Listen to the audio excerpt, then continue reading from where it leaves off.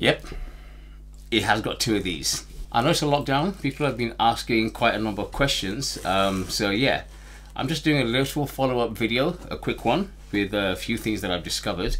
But yeah, let's have a look at some more stuff.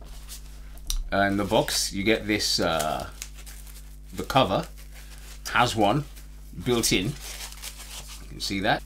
So yeah, that is the second one. Is when you put it on, it has a little bit of Velcro here.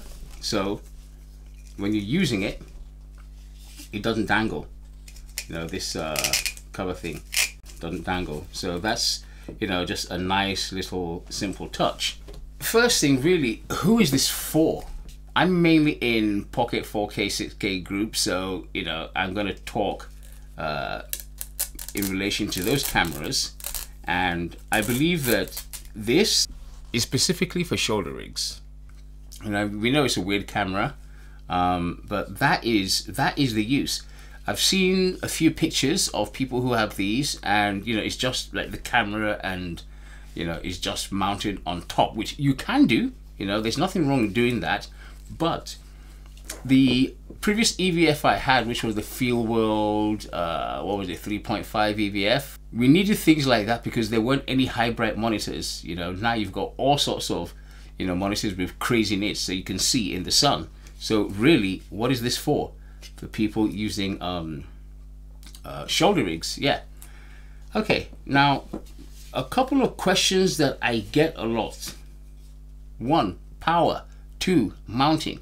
How to mount this thing. The first time I did show the 3/4 inch holes, but what I didn't realize, or at least what I didn't mention, was that this, if you can see the shape, this is actually a NATO rail. So with this, you know, something like this, you can attach that to this and, you know, mount it that way. There are so many different ways to mount it. You know, let's be honest, people are going to figure this out.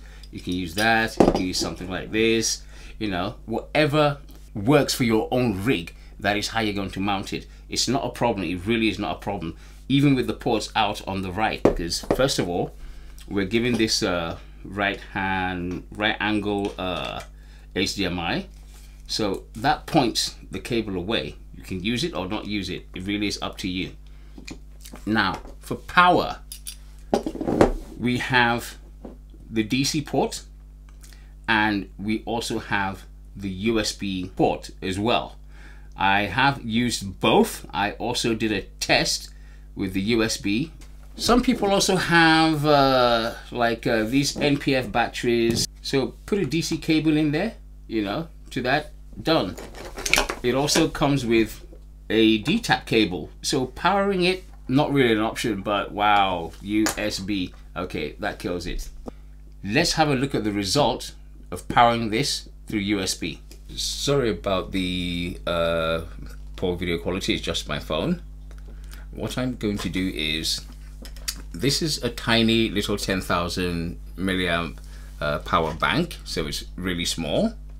And since we have USB power, I'm going to plug it in and time to see how long the power bank runs for.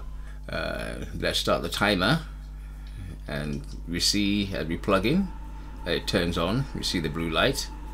So yeah, just gonna leave this running, and yeah, let's see how long it powers it for.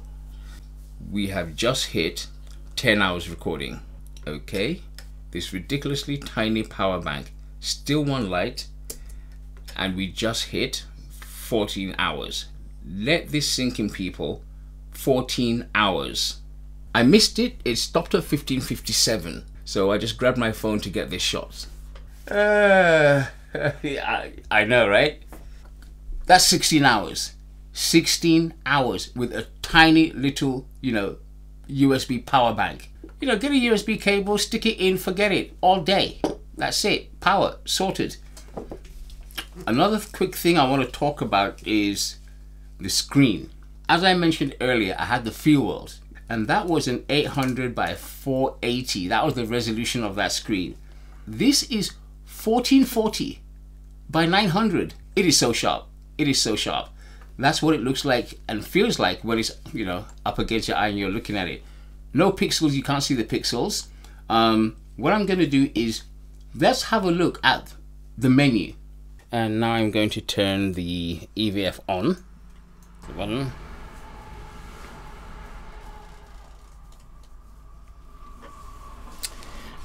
Okay, I'm going to apologize for the image. You know, trying to film this little 2.4 inch screen is a bit difficult. I've rigged something up and this is the best I can get for now. Anyway, yes, as I said, 2.4 inches. It's 1440 by 900, 300 nits, as you guys know. This is not at all what you see. It's a very, very good looking image when you're using the eyepiece. Yeah, and I actually really like it. I'm going to turn on the other camera so we get an image from something else. A little scene that's been set up. Okay. Now on the top of the EVF we have these 4 function buttons, and then we have I think 4 buttons down the left hand side, you know, menu and control and all that. Let's take the top buttons first. So menu button number 1, this is I'm going with what they already have, you know. I haven't changed anything. So when you get the monitor, this is it. Function button 2, that is peaking. Function button 3, that is their false color. Function button 4 is the waveform, that's what they have on it. Okay, and now let's just go into the menu. I'm not really going to go through all the things there because it's very, very basic. If you have any of the, let's say, yeah, the Chinese monitors, the operating system is almost sort of pretty much the same. Yeah, there's just nothing to it. Let's do grids. Yeah, various different ones. You can see that's changing. Let's get to custom and off.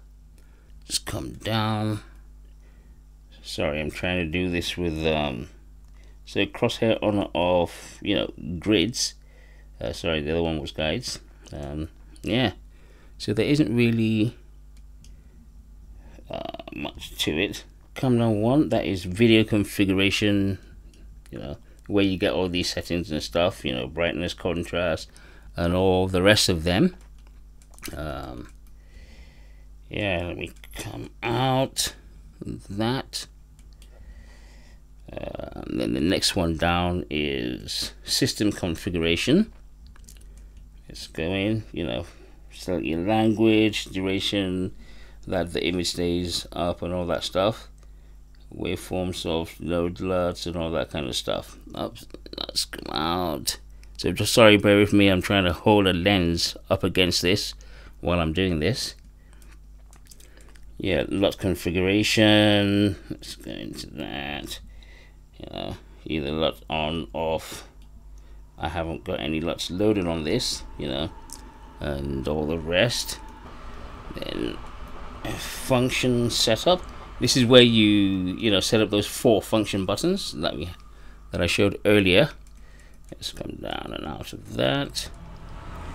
Then firmware. Whoops. Yeah. Anyway, firmware. It's 1.1. You know, that's the firmware that it is. So jump out of this, and yeah, that's sort of basically the menu. It's very, very basic. That's not the big selling point of this EVF. All right, thanks. That's a look at, you know, the inside, the menu system. This is not a spec-based review, but I did forget to mention that all frame rates up to 4K 60 did work. 4K 60 also does playback on the EVF screen. Even HD 120 FPS did playback in slow motion on the screen. I'm not sure why the spec on the Portkeys site only says 4K 30. So yeah, honestly, you know, the menu is nothing spectacular. The advantage in use of this is that when you're on a shoulder rig, it is another point of contact, and you can actually see very, very well with it. Now, yes, there's a lockdown. I've been out once with it. I'm supposed to meet up with somebody else so that we could both film each other and have a conversation about it. Hopefully that still happens, and you know, I'll add this footage in, you know, tomorrow. Okay guys, I'm gonna show you how I mounted this to my rig. Basically, this is just a simple rod holder attached to the side of my cage, and this is a simple rod. Now, what I've actually put the EVF on, I believe some people call it a pico plate, and how I have attached that is, a lot of us have these screws, and that is what I have put under it, because I didn't want to use one of these really tiny little screws and then it's hard to adjust, because I found I had to just turn it a little bit to the left to be perfect for my eye. It's just easy to, you know, make that little adjustment. Of course, it's better to have something that is purpose built for it, but hey, this is what I had lying around in the house, because on a rod, this is where I used to put my monitor. So the rod was shifted this way and I used to have my monitor there. Okay, let me take this off and show you something else. It being on the right isn't that bad, especially for, you know, like pocket people. So that's what it's like under it. Now for power, there is something I'm going to show you guys, which maybe some people will be interested in doing that. It's something I've done for monitors when I'm on a gimbal and I don't want to use a large NPF battery. A Fat Shark. This is for FPV goggles, right? Plug that in, Velcro it right there, and you're done. It is that simple. So there's so many different solutions. I mean, it's like they're not afraid to have a little bit of Velcro on it. So, you know, there's nothing wrong with you putting a little bit of Velcro on yours and having that there. It's two 18650 batteries, you know, and that will last a long time. 2,000 years later. Tomorrow never comes, eh? Didn't meet the original guy I was supposed to. I was out with it today, and I called up a friend of mine, Ricardo. He doesn't live too far from me. He's also in the Pocket 4K, 6K groups. I said, hey, come and have a coffee. He came round, you know, not here, you know, we were out. And then I just gave this to him, said, use it and let me know what you think. So I just dropped him in it, you know. The reason I did that is I want you guys to know what it's like with somebody having a first-hand experience who doesn't use these sort of things. I only had my phone, pulled out my phone, shot a few clips. Let's have a look at some of them. So yeah, I think it's quite, you know, small, and it's not bulky, and it's not, you know, heavy on the camera, so it's still light, and it looks like a proper part of the camera in a way. You have this thing. Okay, now, one good thing is it has a bit of Velcro under. Have a look. Yeah. So just push it and stick it on the Velcro. Yeah, that's, yeah, so yeah, I think it's kind of handy to have something like that. Even now, which is kind of, you know, it's not sunny, but it's handy to have something on top of the camera, which is a big monitor or just something like that, so you can really focus on the frame, right?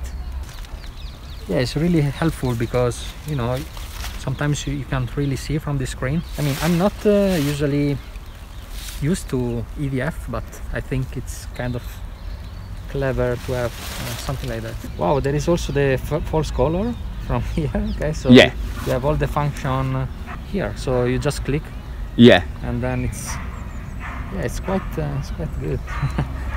It's basically like very cold now, so it kind of I mean, the screen like here is a bit frosted. I mean, the lensing here, but with this function, I mean, you can still see where the focus is because you have this focus peaking thing. So even if it a bit frosted, Yeah. you can still see the thing. Yeah. Yeah. Alright, cool. Nice. Okay, so if I want to do, okay, so if I want to shoot like low angle, it doesn't flip this, right? Yeah, no, it doesn't flip. see. It's like sort of permanently screwed. So yeah, probably this is the only downside, so you can't really see the actual screen on it. But apart from that, I think it's quite you know, simple and you know, practical, because yeah, you have just the right control and you can set up from here, from this menu, I guess. So yeah, you have different, even you can see the LUTs from here. Wow. Yeah. Yeah, I just noticed that there is like a lag. Yeah. But it's acceptable. So, I mean, I would rather have this small, Yeah. but have like this kind of comfort. So it's, I think it's yeah, it's good. It's good. Yeah, I quite like it. Yeah. So yeah, great guy, great sport. Latency. Yes, there is latency. I have the LH5H that has latency. My small HD focus, there's latency. That's all through the HDMI anyway. So if you're using HDMI, which you will be for this, there's that. The color, because sometimes you get these monitors and things like this, and the color is just like so off, you know. And this, pretty much what you see at the back of your camera, you know, is what you see. The color is very, very, very good. So that's one thing that, that's another good point. Another thing is you see the entire 2.4-inch screen. You don't have to look left or right, you know, to see the edges of the screen. It's right there in front of you, so that's really very nice. If you're looking at it from like an angle, you know, it will be distorted. You have to be direct, you know. So if you're direct, fine, absolutely perfect. Another thing that I thought of that I wanted to tell you guys is, like when I showed the shoulder rig earlier on, some people, we have these rigs, especially like for pocket people, man, because it's just a weird camera, and their mounting thing is from above. You can't mount this upside down. Instead of having the screws down here, you flip it and mount it up that way, because there's no image flip there. You know, I couldn't find how to flip an image if somebody wanted to mount it that way. This is something that I'm pretty sure Portkeys can address quite easily in a firmware update. And then the other thing I also wanted to say was, if you guys remember when I showed that and I said, hey, I do use the fat sharks on monitors sometimes when I'm recording, so that's you seeing them here. Just want to share the information, you know, that I've found out, because a lot of people want to know some more about this. You all take care, one love, and peace.